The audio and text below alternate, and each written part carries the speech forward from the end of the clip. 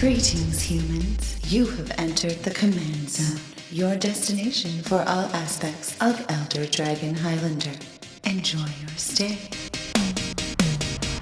Hey everyone, welcome to another episode of the Command Zone. I'm your host, Jimmy Wong. How's it? It's Josh Lee Kwai. This is episode number 39. Welcome everyone to April. I guess we were in April this week too, but Dragon Week is over. Boo, I miss Dragon Week. I miss so much Twitter action. Yeah, actually, now that Dragon Week is over, like I have a lot more free time. That was the busiest week of Twitter I think I've had probably ever. That's saying a lot. Yeah.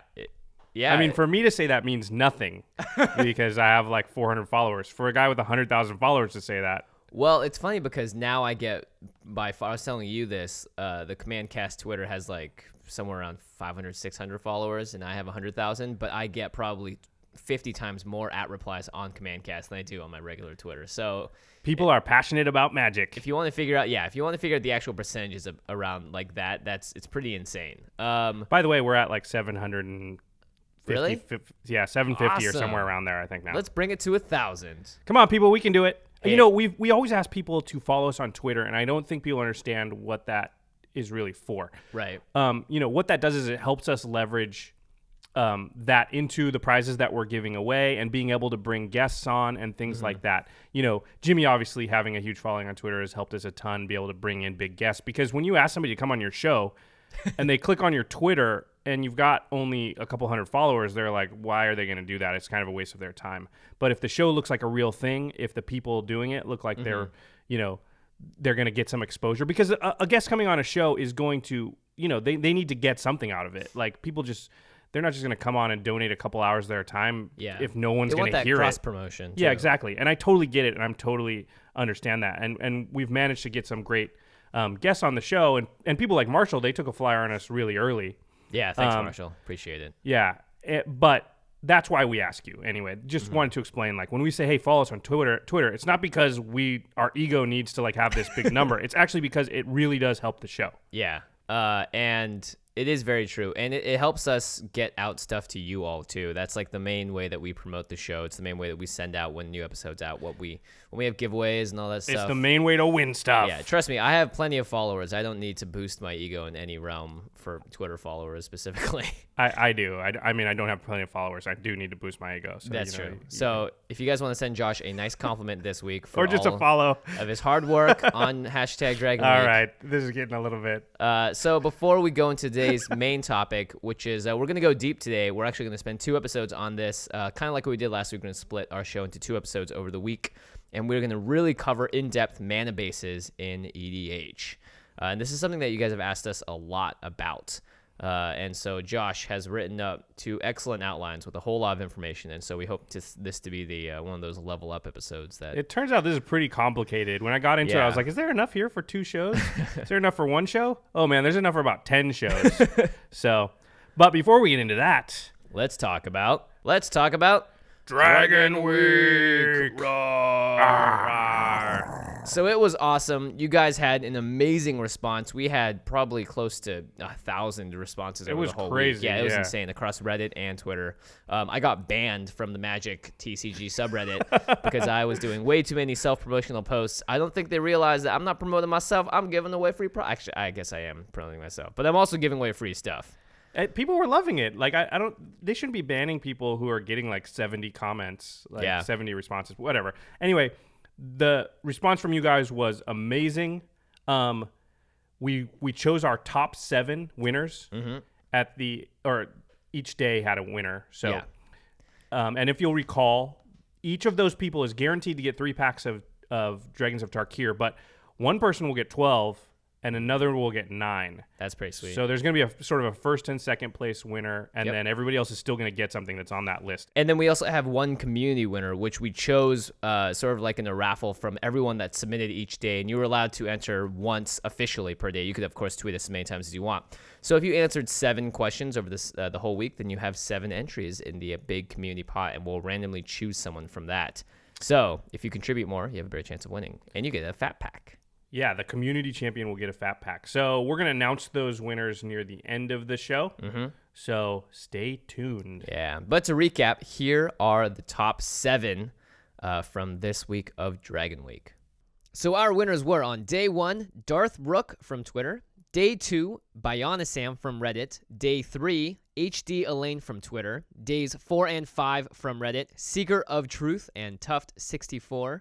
Day 6 and 7 Twitter users, Cole Helgerson and Mr. eMeat4000. Congratulations to everybody. So exciting. I don't know who's going to win yet. We're going to randomly generate the winner we have live on random show. generator. Well, it'll be recorded, I guess. You'll hear me clicking my trackpad as I hit the random number generator. So good luck to you all. And let's just dive into lands and mana bases here. All right. So the suggestion for this episode a lot of people have asked about it, but recently one of our listeners, Robert Gillespie, he sent us an email, and Robert runs a really big play group out of Seattle. I think it's around 50 players or something like that. I think the Reverend Infuego plays in that play group. Anyway, I'll read the email, or I'll read an excerpt from Rob's email. He said, new players in my play group are starting to grow out of their precons and into deck building butterflies/Mothras. A lot of them either put too little or too much land in their decks, or feel forced to run green so they can have some insurance against mana screw. Do you guys have any feedback for these budding brewers? What cards do you recommend outside of the usual green options? How many lands do you like to run? Hey, well, first, congrats to everyone that has grown out of the precon. That's like the big first step. Yeah, I mean, Robert, you're doing the Lord's work. I mean, you've introduced a whole lot of people to the format. Yeah. You've got a really big play group. Hopefully, next time we're up in Seattle, we're talking about like the Lord Emrakul's work, or yeah, the Lord who's like the god. Robert evidently is evil. Yeah, that's right. No, the Lord Heliod's work. No, shoot, he's evil too. A god's work on the Lord Theros. Xenagos's work. I'm sure you're reveling, Robert. Yeah, you found a good one. So this is a really this subject is really near and dear to me because I love to build 5-color decks. Yep. And mana bases for 5-color decks are pretty challenging. You I guess just we should put cover every color in there and just hope it works. Yeah, I just put even amounts of every color and just say go. Sounds right to me. Yeah. Well, first off, we want to talk about what a mana base is. Mm-hmm. So, I mean, obviously lands are your mana base, but also mana base includes any cards that produce mana or can produce mana, but it's not just mana producing, it's also fixing. Mm-hmm. So lands that change your mana from one type to the other or give you access to specific types of mana. So your mana base is pretty complicated in EDH. Right. We're gonna go pretty deep. You also have ramp, so like cards that will go and search out a land and put it into play tapped. Yeah, or something like Soul Ring. That's right. part of your mana base. So it really has to do with like how much of each color you have available to you in your deck and your chances of drawing any given color. And then also sort of separately but related is total amount of mana that you are going to have access to. So it covers sort of the length and width of what your mana is. So I would say this stuff kind of can get math intensive.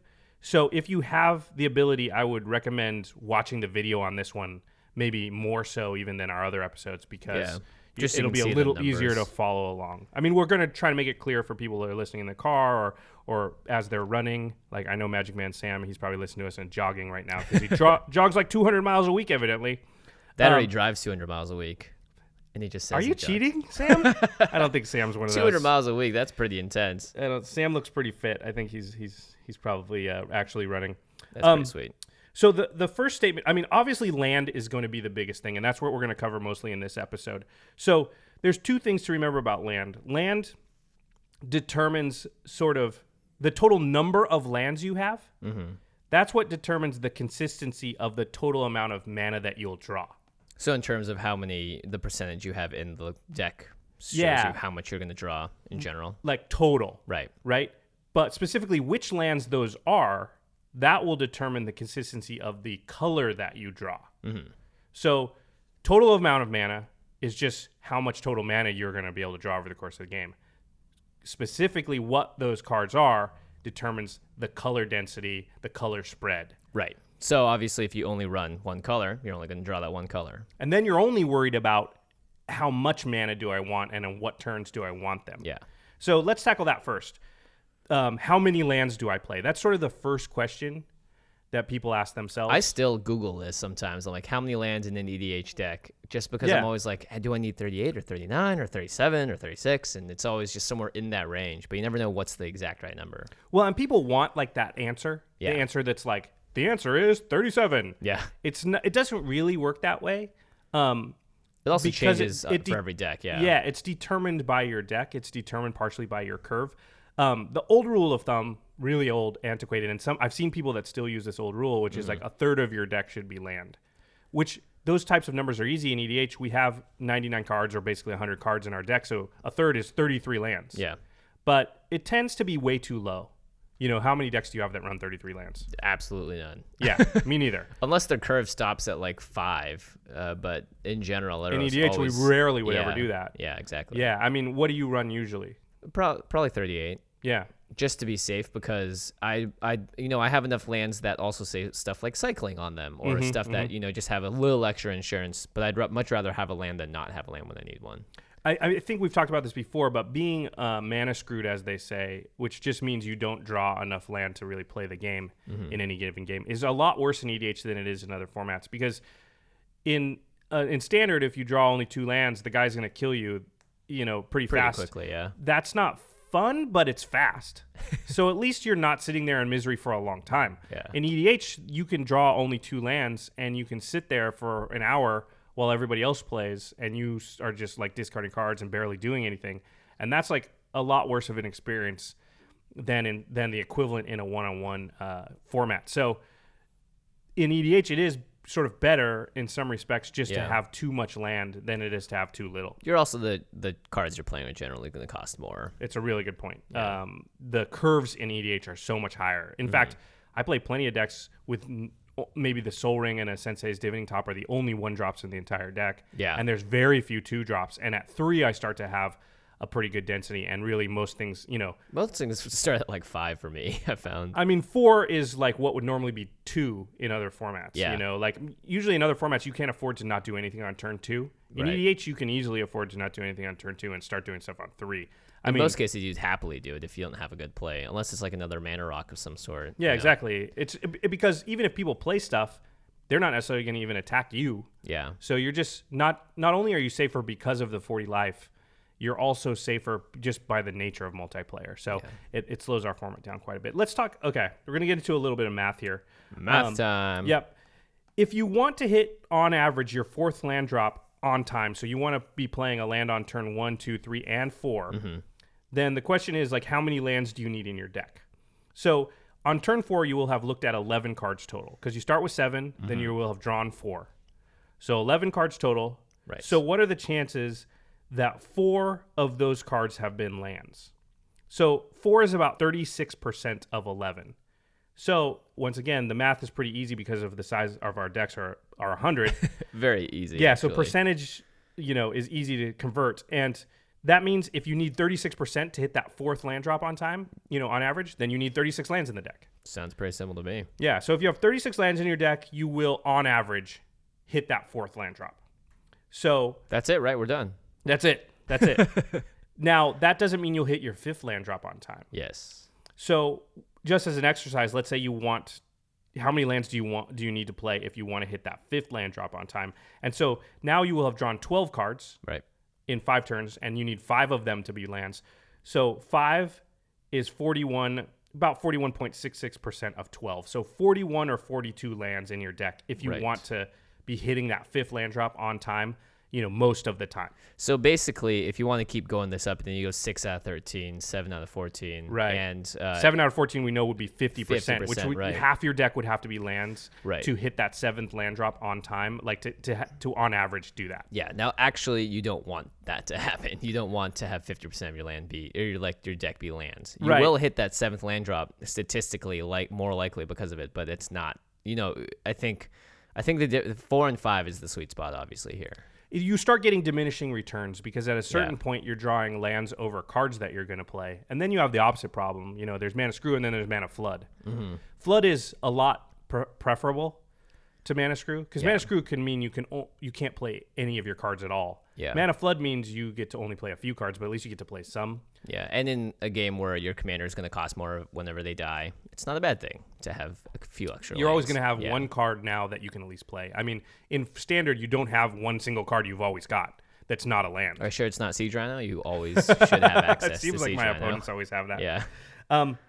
So yeah, that's sort of the way that the math works. You're going to have to look at the curve of your deck to determine where you want to be. But I'd say I usually run 37. Yeah. That's my default. I'll occasionally go to 38 or 39 if my curve's really high, and I will occasionally even go down to 35 if my curve's low. Right. It is also determined by how many other mana-producing things I have. Yeah, I was going to say, deck. one Soul Ring counts for like a third of a land, I'd say. Or even more, maybe. It's so powerful. Yeah, we'll get into the sort of non-land cards in the next episode, but they do definitely factor in, so that will be definitely part of it. Let's talk about variance really quick, because I'm going to throw out these percentages, and I'm going to say things like, well, you will, on average, hit your fourth land drop on the fourth turn if you play 36 lands, and then you're going to go play a game and go, Josh said that, but I didn't draw my fourth land. This was not an average night at all. Variance is just this concept that is used in statistics because there's going to be a divergence between what is statistically probable and what actually happens. Because sometimes you're going to go 5 games in a row and you're going to hit that land drop every time. Yeah. And then you're going to go three games in a row where you don't hit that fourth land drop on time. And that's just the way statistical variance works. It's also a really easy and good way if you're just ever in a position where you're not getting the lands, or you're like, oh, I was so unlucky this time. It's just variance. You know, if you built your deck the right way and if you've shuffled it correctly, then it's statistically anything is possible. So you should never be like, if you've done things right, it should never be a matter of, I just was so unlucky and over again, because, you know, the next game could be completely different, or you could have a run of like 8 games that are perfect mana as draws, you know, so it's always going to be different. You're just trying to give yourself the most consistency possible while not throwing away equity on you can give yourself the consistency of drawing a land every turn, but that's 99 lands in your deck. And it's funny because this it kind of makes it sound like, oh, we're being so spiky. We want this consistency and this percentage rate to be the best so that we always hit our stuff on time. But if there's one thing to be spiky about, I think lands is a good thing to be very diligent about, because this is what literally unlocks the game. You know, this isn't Hearthstone where you have access to a set amount of mana each time. You know how much you're going to have. You have to draw it. Yeah, and I wouldn't consider this spiky as far as, it is a little bit min-maxing, I guess, but really like not having mana is just the base floor level of the game that you can either play it or you can't. And so, and I see it all the time. It's just, you know, somebody plays an EDH deck. It's like, how many land you got in there? Oh, I got 32. You know, it's a big difference between 32 and 37 or 38. Yeah, it really is. So that's especially like one or more less mana mana. too. Yeah, it's one or more less mana by like the 5th or 6th turn that you're going to have than me, and that's going to be a big difference, because if you don't draw it, then I'm playing 5 drops and you're playing 4 drops. Who's going to win that? Yeah, you know, it's and it can be just a huge thing that people don't even realize. You know, you can go through years of playing Magic and not realize that that's a problem that you have. Yeah. You know, so the next part of this is sort of determining your color spread. Let's take a monocolored deck, for example. Oh, that'll be pretty easy. Yeah, a monocolored deck is going to be very simple. You don't have to think about it. Now you're good. You just say, okay, I'm going to play 37 lands because my curve is this, and I know I'm going to, you know, most of the time I'm going to hit that 4th land drop on time, and I'm just going to put all mountains because I don't have to think about color spread. But as soon as you get up to 2 colors, now you sort of have to think about it.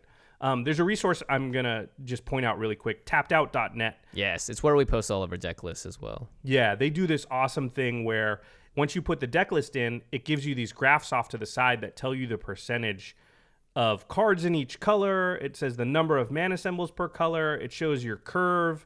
It also shows a percentage of each card type, which will not be useful to us here, but They're it is very useful pie charts. I'll say that much. So there's something, it's like a percentage philosophy that occurs, and I think most people are familiar with this. So you sort of take all the non-land cards in your deck and you look at what colors each of them are and how many mana symbols each of them has in their colors, and you sort of make a percentage. So you say, let's say I'm playing a 2-color deck. Let's say it's red-green. Good colors. It's not quite as good as mono red. Sorry, That's Jimmy. true. When you said mountains, I got a little excited. I was like, oh, really? What general are you playing? I'm playing Xenagos, God of Revels. Oh, here we go. So it's red and green.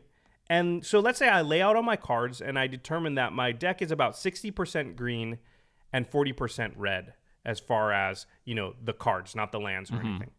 So that means if I'm playing 37 lands, then I'm going to want to match those percentages pretty closely. So if I'm just going to play basics, that would mean I would want about 22 of my 37 lands to be forests and about 15 of my 37 lands to be mountains. And that matches up to about 60-40. Very closely, actually, if you just divide the numbers. It's about 60-40. So now this is just a starting point. This is like a general rule about Magic. Now, this is like the base for your mana base. Yes, exactly. Now, there's going to be things that change this equation. So let's say your mana curve. Mana curve can do weird things because let's say you've got 60% green and 40% red, like we said before, but all of your early stuff is actually red and your big stuff is green. So your 2, 3, 4 drops, they're in red. Right. And your 5, 6, 7 drops, they're in green. So green is actually predominantly the bigger part of your deck. It's 60% and the red is 40%, but your red needs to come earlier. Yep. In that case, I would skew my percentages. I might go 50-50 with my mana base, or 45-55. I might bump my red up a little because I know I need red early. Right. And also by the time that you get to that middle once I part get of to the 7, game, I'll have had more chances to draw the green sources. So, yeah, that's something that will skew your number. So let's talk some more math then. Yeah, let's talk some more math here. So in this case, when you're drawing your 7 cards to start the game, typically you're going to want to see a hand that has, of course, both colors of land in it. But if you need to have your earlier stuff early, then it means that your chances of drawing it, if you have less of the mountains that you need earlier, it's just going to get worse and worse. So to have a specific color in your hand when you begin the game, it needs to be a 1 in 7 chance, which is 14%. So because you draw 7 cards. Yeah, you draw 7 cards. So you 1 in 7 needs 1 in to 7 be, will be a forest, let's say. Right. So if you have, I like how you did this. If you put it another way, if you have 14 or more, if you have 14 mountains in the deck, that's a 14% chance to draw it, 14 out of 99. And math says on average, you'll see 1 in your opening hand. So if you have at least 14 mountains in the deck, you're probably going to see, there's a 14% chance you're going to see 1 in your opening hand, which is not that good. It's about 1 in 7, so there's a decent chance you'll see 1 in your opening hand. Yeah. Now, that's just the bare minimum if you just have any expectation of having red in your opening hand. If you're below 14 mountains in your deck or 14 red sources, then odds say you're not going to see it in your opening hand. Yeah. So that would mean you need to look back at the fifth. For instance, so we did 22-15 for mountains, and 15 I think would definitely be too low. So even though it fit percentage-wise earlier when we just looked at the cards laid out, once you sort them by converted mana cost and saw that you needed red earlier, this is when you would go and say, okay, cool. Well, now I know that I need to bump this number up, and I can safely take the forest down. Exactly. And you guys can do the exact math because you can go, all right, well, the first card I draw is going to be this, and by the 5th turn, how many mountains I'm going to have in the hand, how many forests I'm going to have, and it gets a lot more complicated. But it's... I would say also that, math is only going to get you so far. At a certain point, it's going to be art more than science. You're going to know that, okay, I want at least 14 mountains to have a good chance of having one in my opening hand. But then when you start getting into the curve, you're going to go, well, I need my red early. So I'm just going to skew those numbers. And you might have to play that by ear. You might go, okay, I'm going to push that number. I'm going to take 3 of my forests and turn them into mountains, and that'll be enough. So that number is going to be hard to determine mathematically. There's another thing that will determine...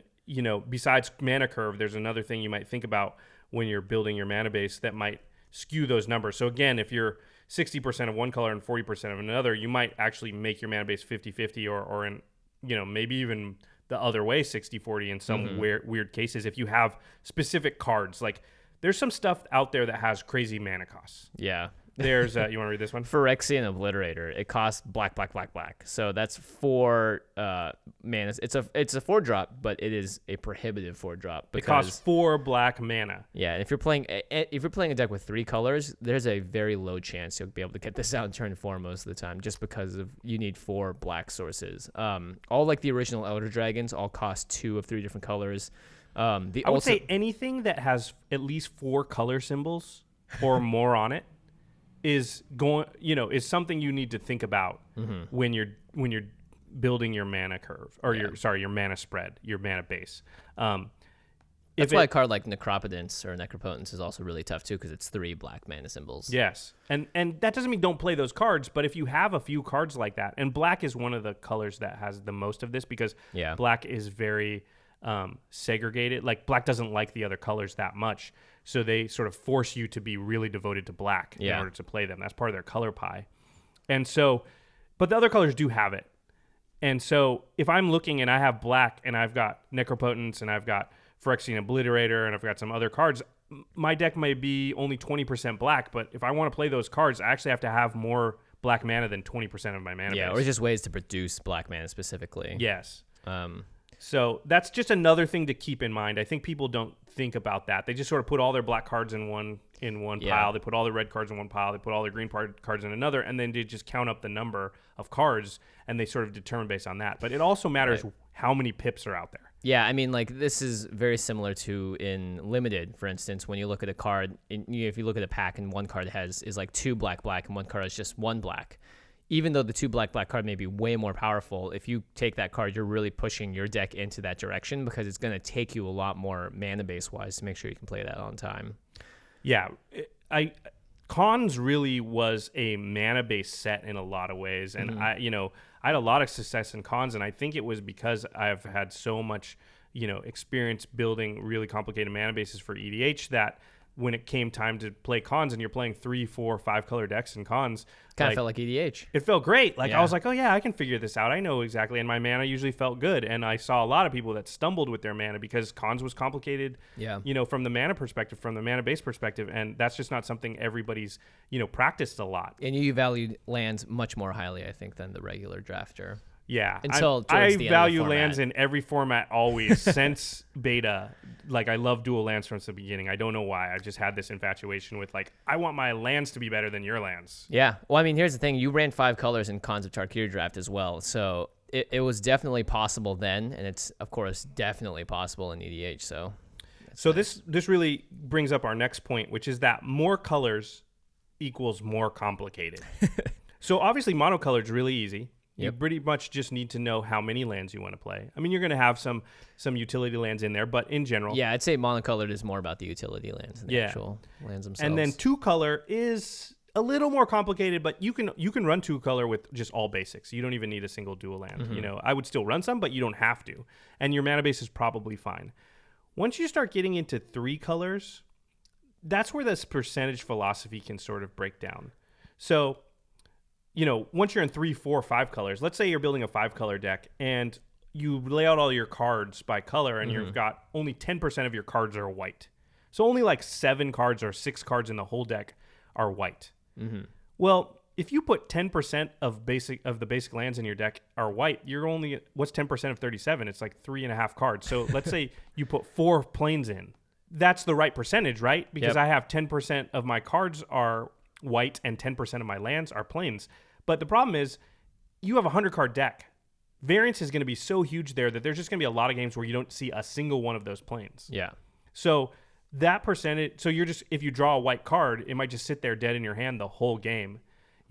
So there's a point at which you really need that percentage to be just a lot higher. Even if your deck only has 10% of it as white cards, you still need, maybe 10 sources in your deck that are white or 8 sources that are white. You can't just be running 2 or 3 sources in the whole deck.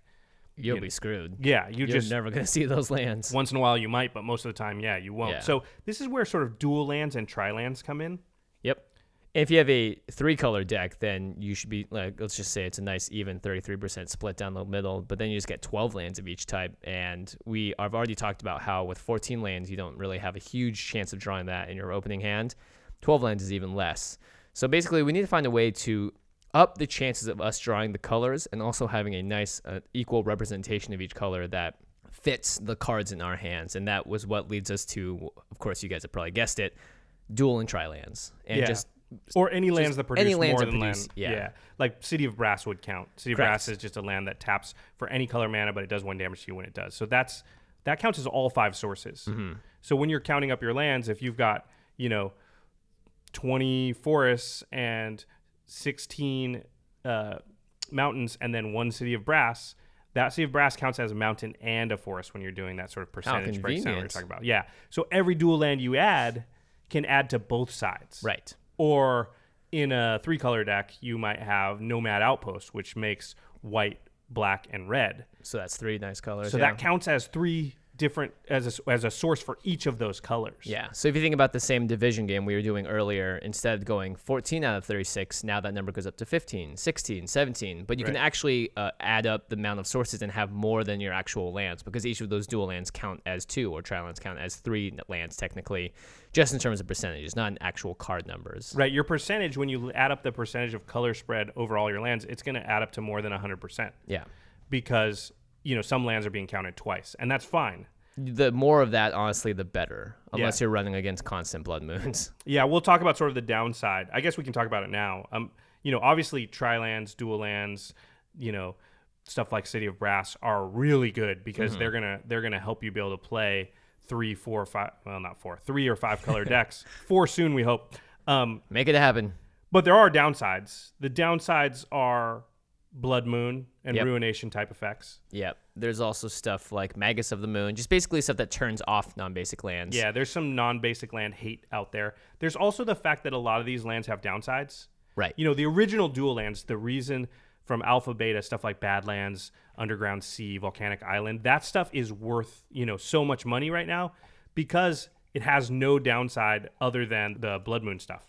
Yeah, those lands are worth a lot because they are the perfect dual lands. Every other land since then has some kind of downside or thing that sort of payment you must make in order to make them the land that you want to be. So it's either they enter the battlefield tapped, or you have to pay for 2 life to get them, etc. So there's every time you tap them for a colored mana, they do a damage to you, or they give a player a 1/1 spirit. There's lots of different things that happen. So coming into the battlefield tapped is the most common of these, and I think that in our format, it's not a huge worry, but you do have to think about it.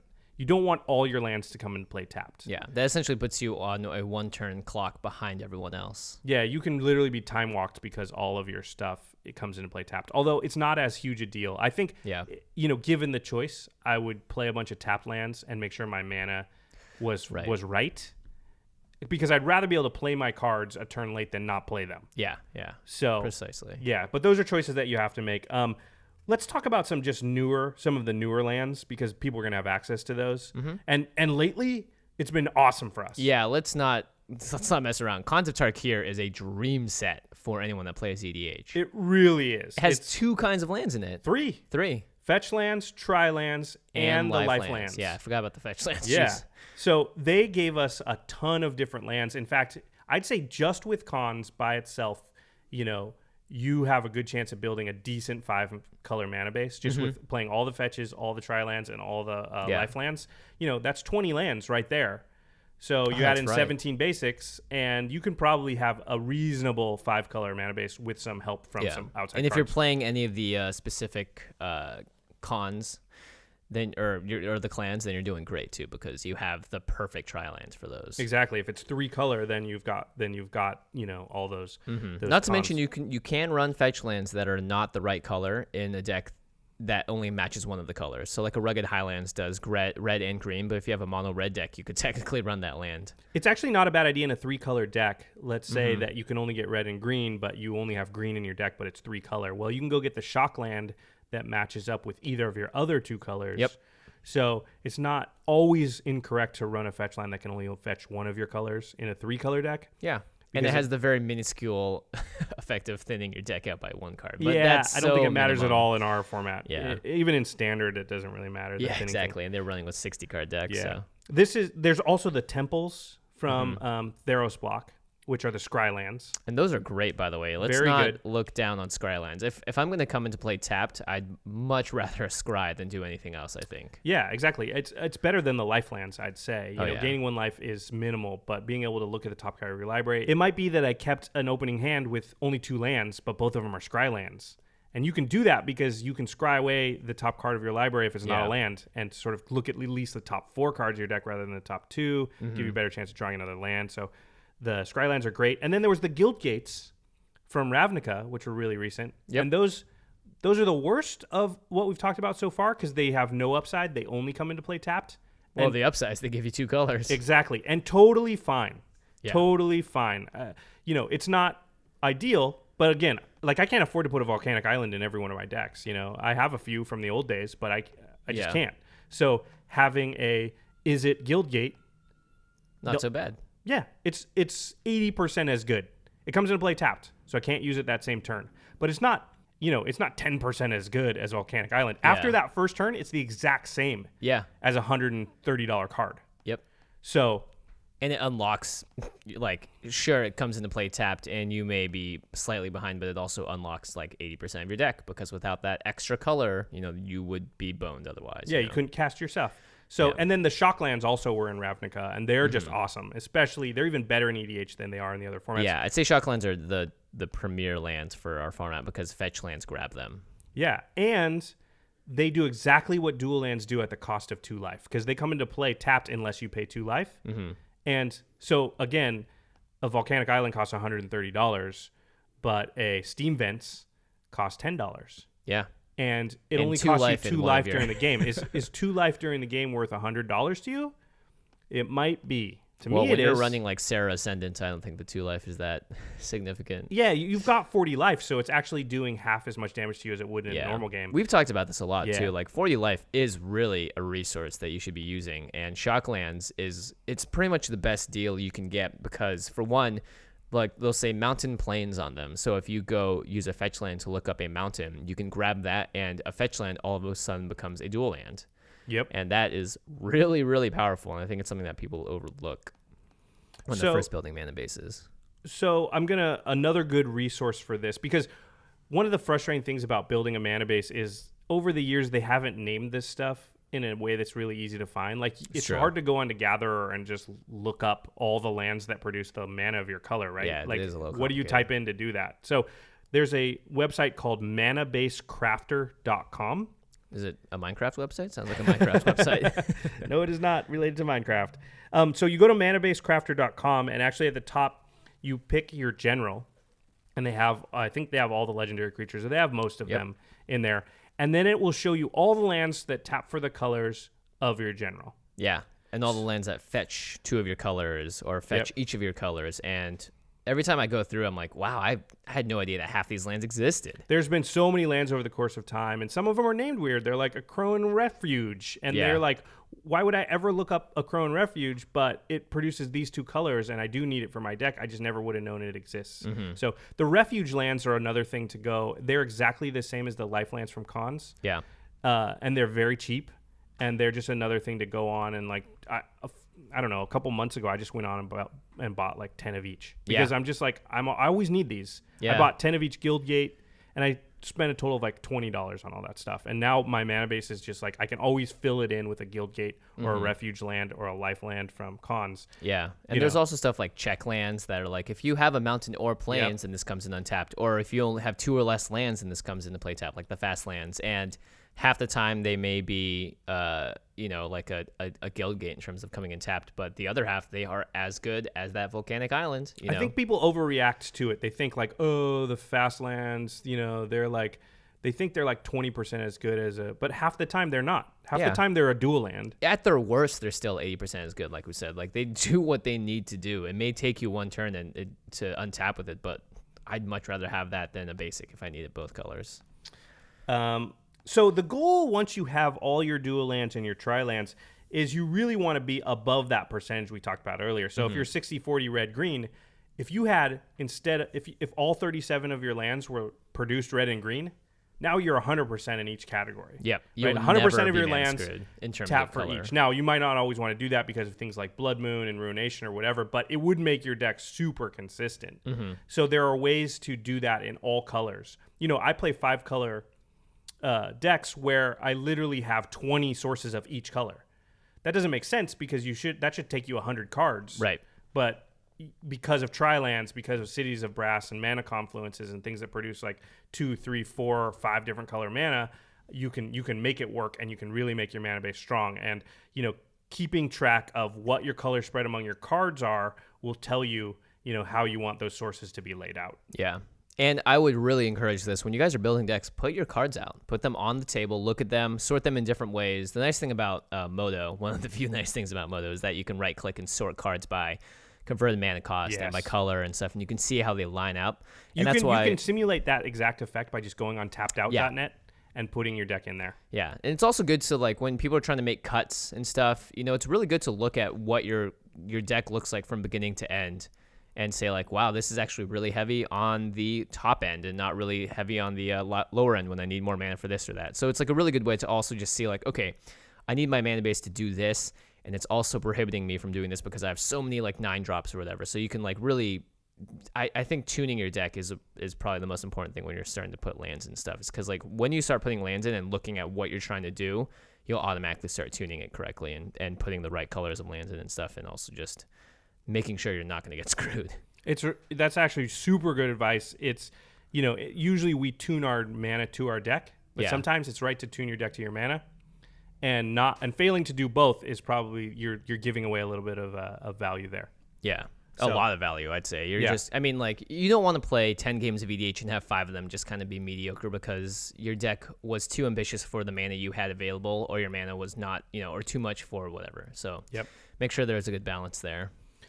Okay, let's talk about some common mistakes people make with the lands from their mana base. This is the most important part, I think. This is the very most common for sure. I see it a lot. Yeah. We all do. It's just too few lands. Yep. Don't do it. Don't put in 32 lands just because you want to put all those extra sweet cards in. Trust me, those cards aren't going to miss being played. You might miss playing them, but you also would not have played them if you put too few lands in. It's just way better to err on the side of too many lands than too few. Yeah. It really is. So if you're not sure, just add in a few more lands. Because if you have too few, again, you can play nothing. Mm-hmm. If you have too many lands, well, you're just playing less cards because, a couple of those lands you drew could have been spells. But you rarely will have a game where you just draw 12 lands and 0 cards. Yeah. You might have a game where you draw, 12 cards total and 8 of them are lands, but at least you still got to play 4 cards. If in the inverse, you played 0 cards and you're just discarding them, and that sucks. I always find too that even though I'm going off the top of my deck and I'm like, crap, another land. But like by the time I'm up to like 8 lands or 9 lands, it's like, well, now a lot more cards are a lot live now. Anything I draw. Insurrection is completely live, whereas earlier it may not have been. So I'm not actually that unhappy about drawing lands because it's also like, okay, cool, now I can pay my commander tax and put them out one more time or whatever.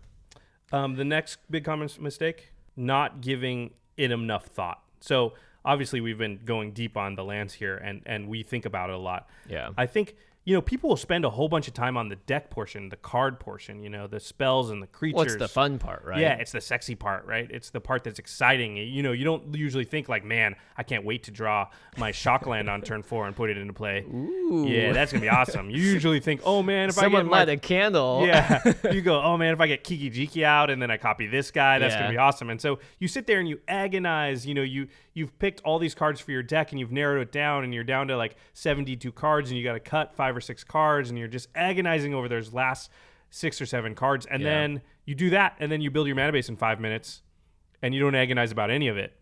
And that's just, if you're not thinking about your mana base, then your deck is not properly efficient or tuned. It's kind of like going to the gym, right? Like sometimes you just don't want to be there. You don't want to be lifting the weights, but like the gains you get from putting time in to what may feel like it's unfun creates more fun in the long run.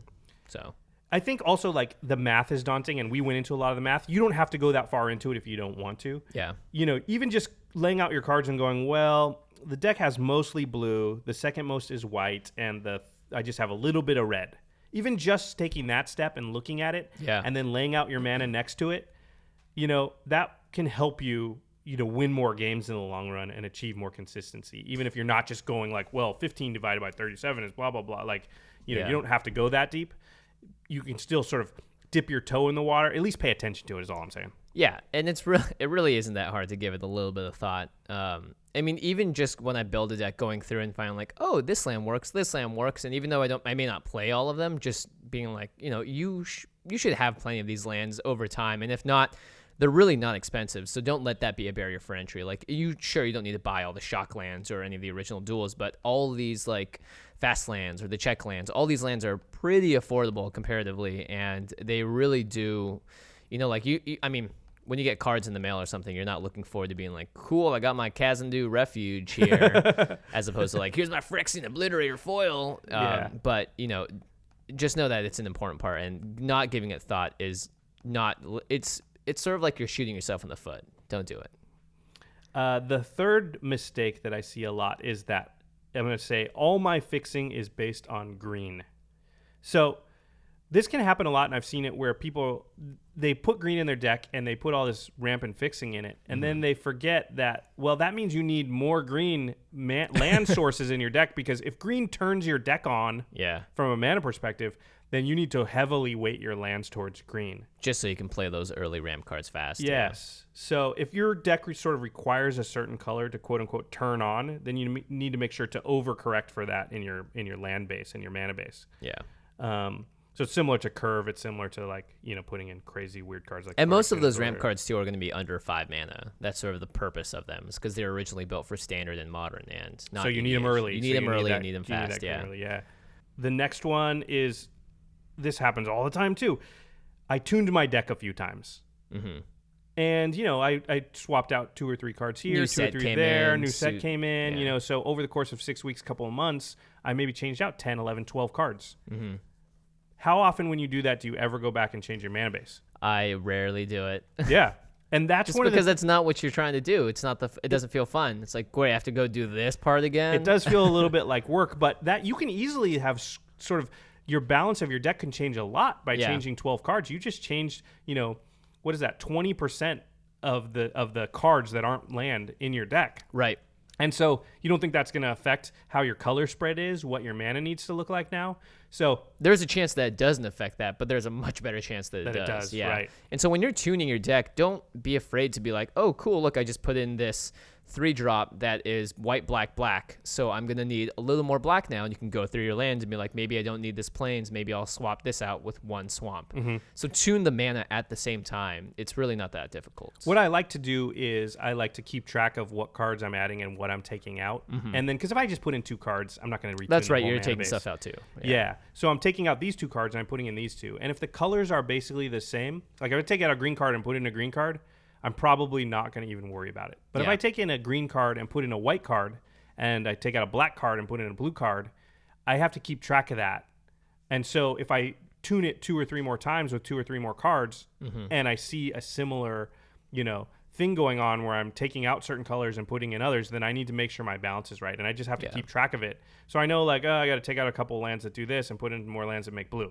And Tapped Out, again, is an excellent resource for this, because you can even click, I didn't realize this, but you can actually click on the color pie and it'll show you what cards in the deck are those colors. Yeah, but it'll highlight them on the Yeah, which is really cool. And also what cards will produce that mana, which is always neato. And then there's one more common mistake, I mean, that we'll talk about. There's a lot of mistakes people make, and I make them too. So yeah, we all make them, so don't feel bad. It's just not adapting to your meta. Yeah. So we talked about Blood Moon and Ruination before. There's things like, you know, some metas have a lot of land destruction. Mm-hmm.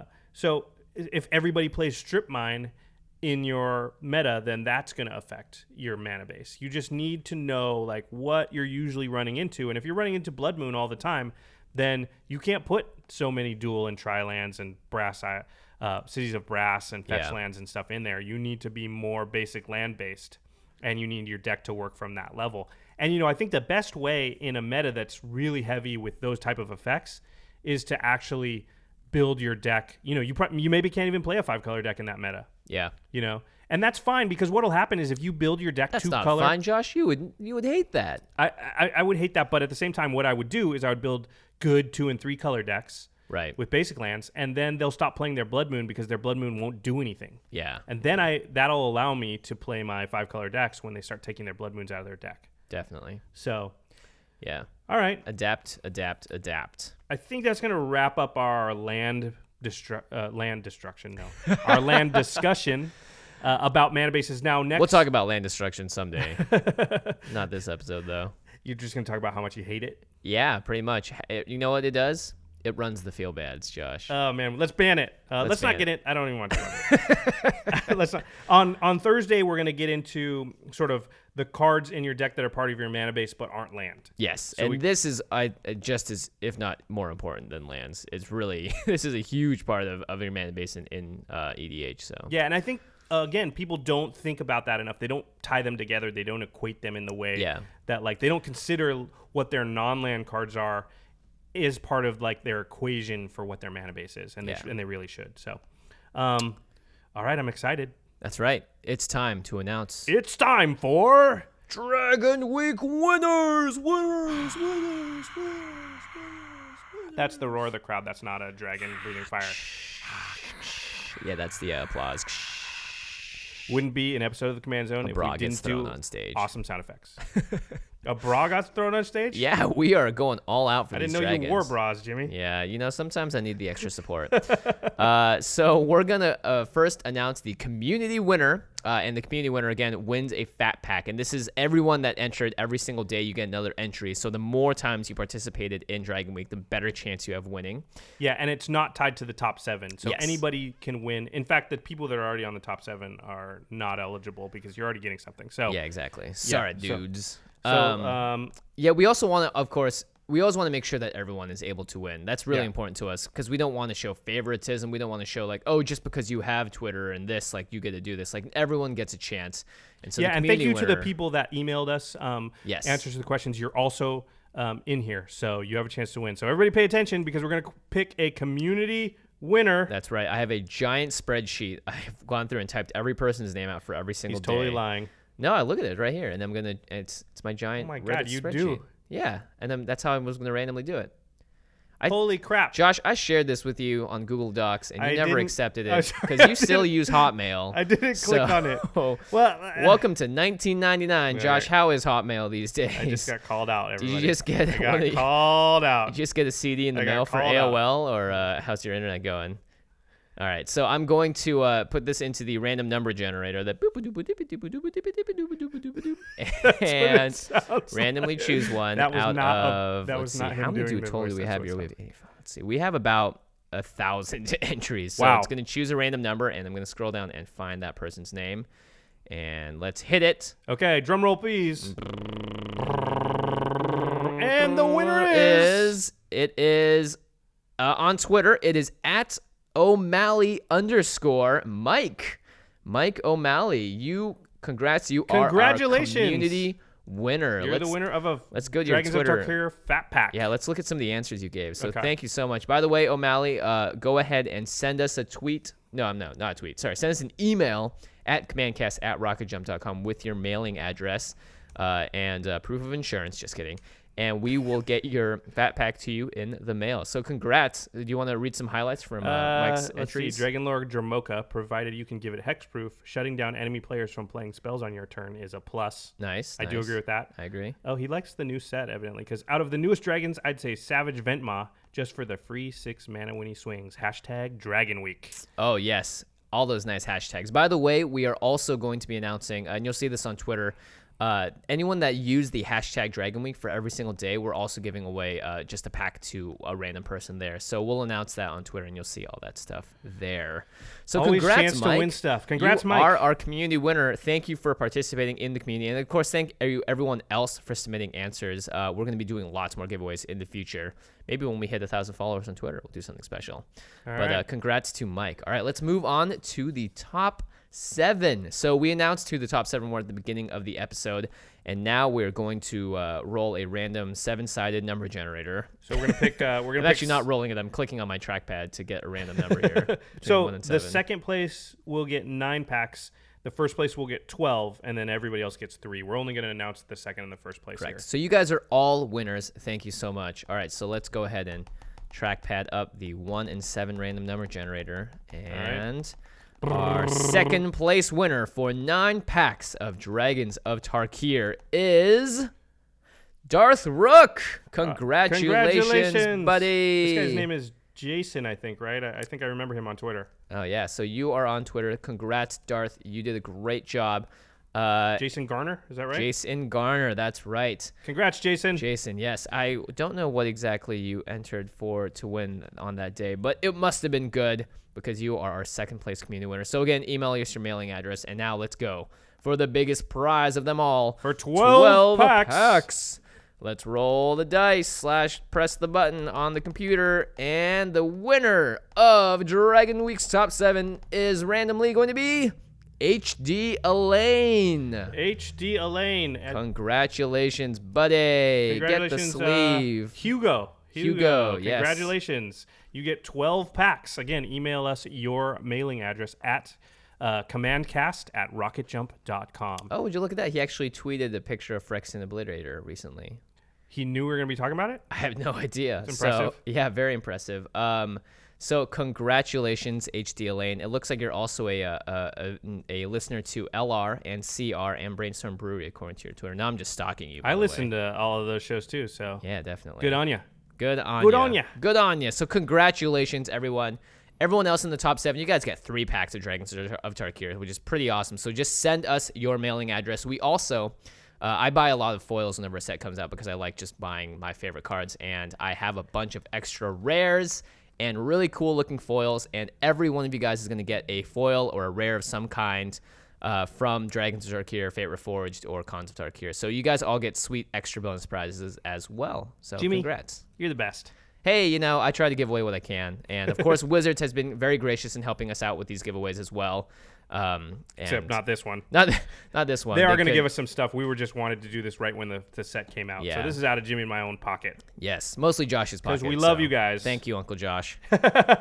Thank you so much. All right, let's move on to the end step. So today we're going to do one thing on the end step, and on Thursday's episode we'll do another thing. So what thing is it for you today, Josh? Well, I have a cool thing. Most Yeah? of you have probably heard of it, but I'm very excited about the new season of Game of Thrones. Dun, dun, dun, dun, dun, dun, dun, dun, dun. It comes out tomorrow. Ba-da-bum, bum, ba-da-bum. Yeah, that's awesome. Ba-da-bum, bum. Oh, yeah, I'm April so excited. 8th. So that is tomorrow because today is the 7th that this episode comes out. And that is... There's probably like 3 people out there that haven't watched it, but you 3 people, you need to watch it. The show is awesome. The show is awesome. The books are really good. Well, most of them are really good. A couple Starts of them off aren't. strong. Yeah, it starts off really good.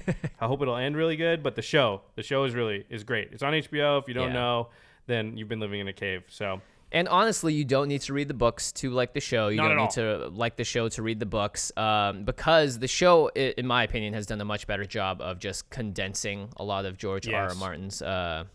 He can be very flowery with his wording and extensive with his chapters, and whimsical with his organization of plot and characters.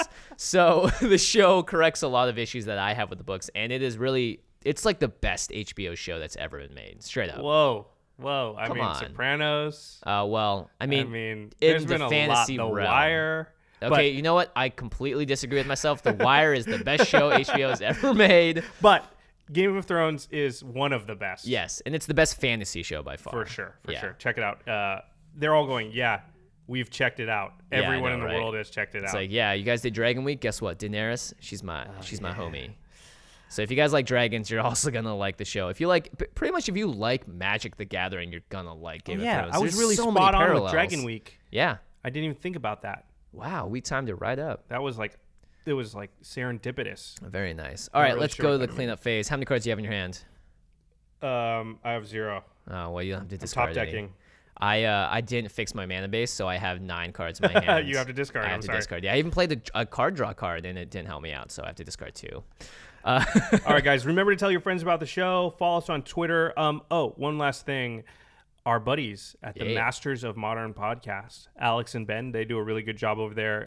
If you're interested in competitive Magic, not just Modern, but if you're interested in Modern, definitely you should go check them out. You can follow them on Twitter at the MMcast, and you can also find their shows on rocketjump.com. They do a really good job.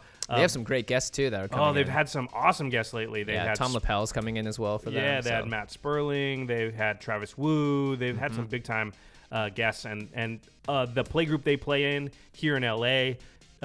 2 of those guys in that play group have recently won GPs, and they're going playing to the Pro Tour. Yeah, so they're burning it up. Yeah, they're very into the competitive scene, and they're very smart, and they know what they're talking about. So definitely check them out. And they have street cred, which is they got cred. They got cred for reals. All right, so that does it for today's episode. Remember to check in on Thursday because we'll be doing another we're basically talking about mana bases again, but from another angle, and we're going to cover it more in depth.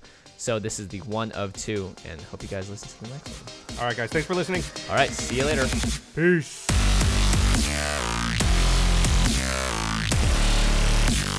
Thank you for your attention. For further inquiries, send an email to commandcast@rocketjump.com or ask us on Twitter @JFWong and @JoshLeeKwai. See you later, alligator. Greetings, humans.